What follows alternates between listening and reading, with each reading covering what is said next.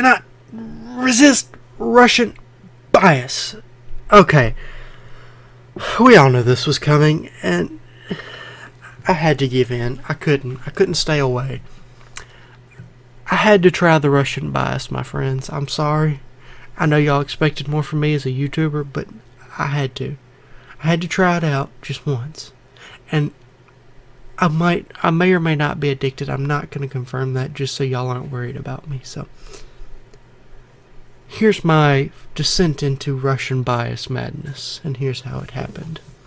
So one day I'm scrolling through War Thunder, and I see a Russian plane I like. The BB-1 has 12 50-kilogram bombs, and I'm thinking that would be great for round strike. I play it. I can't stop playing it. I keep unlocking and I keep unlocking planes, and I stopped playing US planes, and I haven't played German planes, and I've stopped playing tank battles altogether, and it consumed me. So here I am. I've literally lost all my American, that's it, I must play American planes bias. And it makes me sad. So, I'm sitting here doing a Russian video. Now this is not good footage, but I have been working a lot lately, so I haven't been able to actually spend time getting footage.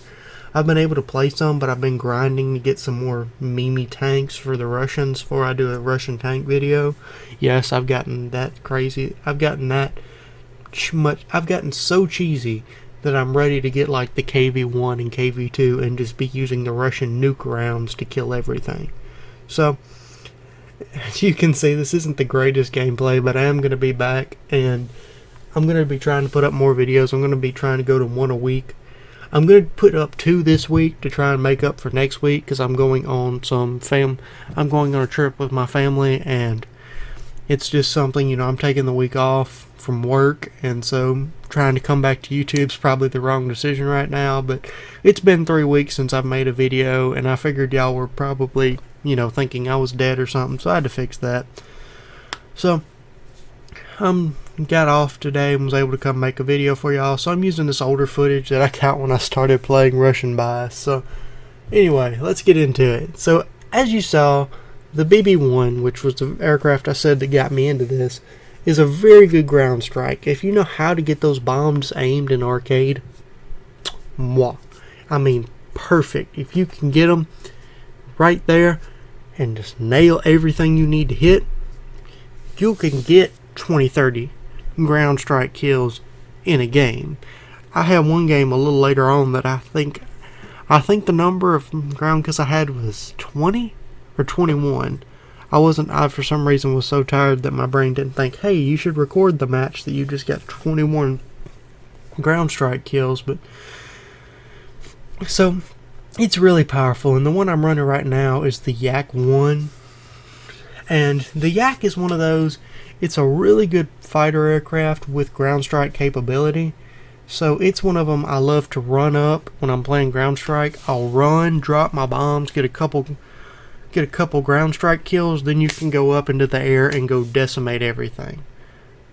But it doesn't have the same amount of weaponry as something like, I would say, the American planes or British planes. It's got 850 cals. It'll have like 112 and 150 or something, like 120 and 150, or a couple 7.62s, but nothing usually ever insane.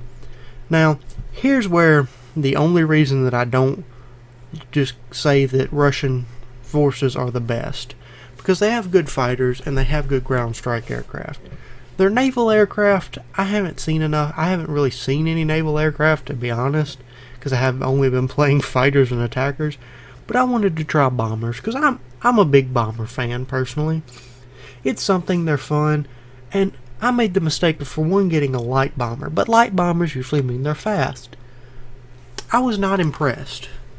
In my opinion, the Russians should stick to attacker aircraft, unless they get the PE-08, which is a 5,000 kilogram bomb and is completely ridiculous. But right now, I kind of hate this. So I didn't slow this footage down. This is all as slow because it happened in real life. So this plane has, I think, a 6 100 kilogram bomb load, or a 2 250 kilogram bomb load, or a 500 kilogram bomb load. The one that does the most damage is the 500 kilogram bomb load. So unfortunately, that was the best one for me to carry. I have one bomb, and if you're bombing targets such as a base, you're going to do a minute amount of damage. I'm going to be completely honest with y'all. I would rather be a ground striker. I would rather try and ground strike in that. But this is how slow that aircraft is. And if you'll notice, the guy that I have so lovingly named Frozen Ivan is sitting in the back of the plane with nothing to cover him. I mean, we're talking this brother's sitting there counting the bugs hitting him in the back of the head. Like, that's probably how his casualty is going to be. It ain't going to be a bullet like flies through him because he's the armor. He is the armor for the plane.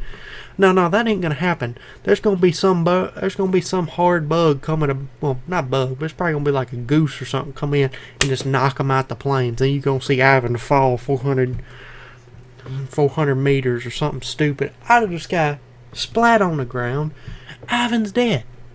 Like, I don't know who would sign up to be the bomber, to be that gunner, unless it's like, I don't know, unless maybe they get extra money, or Stalin pointed a gun at him, was like, you do it for Russia or I kill you. So I don't know what they did to pay this brother, but that brother must have been paid some money to just be sitting out in the back of the plane freezing his gonads off. So I don't know how that works. But then I do a banking turn. Most bomb aircraft, I would not do a banking turn. That's the only thing I will give it for that aircraft. It at least has it's at least more maneuverable than most of their aircraft. But I would literally rather take a B-29 that goes a little faster than this, I'm pretty sure, over this. Now, as you'll see right here, I try and bomb a AA station, and I see a target down on the ground, and I'm pretty sure y'all see it too because I'm staring at it, and I debate, well, I'll just take my bomb load from here, but unfortunately I forget that it does that stupid thing where when you go into gunner mode, it puts you at a certain altitude or angle, and I hate it. So I just decided, screw it, Ivan and me are going to go take a trip, and, well, this is honestly probably the best way you could use this plane. You just ram it into something bigger than you. If you see a BV-238, ram it. That's the only way I would ever recommend using this aircraft. It is a massive battering ram. So I decide after that monstrosity, I'm getting in a biplane because I've already used all my fancy monoplanes. So I'm running the old vodka-infused biplane. Well, I'll be honest, I like it better. For one, because it's got 250 kilogram bombs and can fight aircraft like the Yak 1. That's all I need. I want to be able to bomb the crap out of the ground, get back up, and decide, okay, you're next, and point at a bomber. That's all I want. So, but here's something though that my brain started working on. I wanted to see how realistic this game was. You know, War Thunder is a game that strives for realism. So, the first thing is, our main goal here is to try and get the bombs off. But in a minute, you'll see what happens. So, first off, I decide to see where the airfield is. So, I see the airfield, and if you wonder why I went from my joking commentary to this, it's because I'm really proud of this and think this could be an extremely cheese tactic for if you got a bunch of people who are willing to try it with you. And I might do a video of trying to do that. So first off, I'm like, okay, I'm going to strafe these guys because I was hoping they were light aircraft. So we strafing the guys, trying to use this little scope that they give you on this plane. And for one, I'm wondering, is this dude like flying and has one eye stuck up to the, basically like a BB gun sight? So I've got a plan. I take my bombs, because I'm going to be too fast with my bombs on me, for one, and for two, I get free points if I kill this guy. So I'm going to go out a little bit in front of him because he's going decently fast, and drop one, roll into the other, and drop my second one. Only get one kill, so I guess I missed one of them, I'm not real sure. And then I initiate Mission Impossible. So, as you can see, I'm flying like some kid probably could throw a football and hit my bottom wing. So, I'm flying as low and as fast as I can. Well, I'm not using WEP, but that's because I still want to have a chance at living. It felt like playing a really weird Mario Kart ripoff, to be completely honest. So, I get down here, and my plan is, you know how, like, apparently radar can't detect a plane if it's below something to where the radar beam can't hit it, which makes sense. It still has to be in some sort of line of beam, I guess you would call it. So I'm thinking, if I get to the AA guns at the enemy airbase without getting hit by doing that, can I take them out? Because I thought they were invincible. And they're not. So then came my plan. My plan was to fly low and slow and absolutely rip this guy apart. So as you can see, I'm getting shot up by, a lot of AA, because the AA around a spawn is very powerful.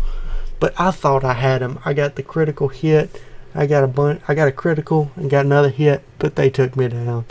So unfortunately, my plan didn't work, but I do want to try that another day. So guys, I had a lot of fun shooting this video. I'm going to do some more Russian videos later on and some more American. Guys, watch the video, leave a like, subscribe, and I'm going to try and put another one out this week to make up for missing a couple weeks and for next week.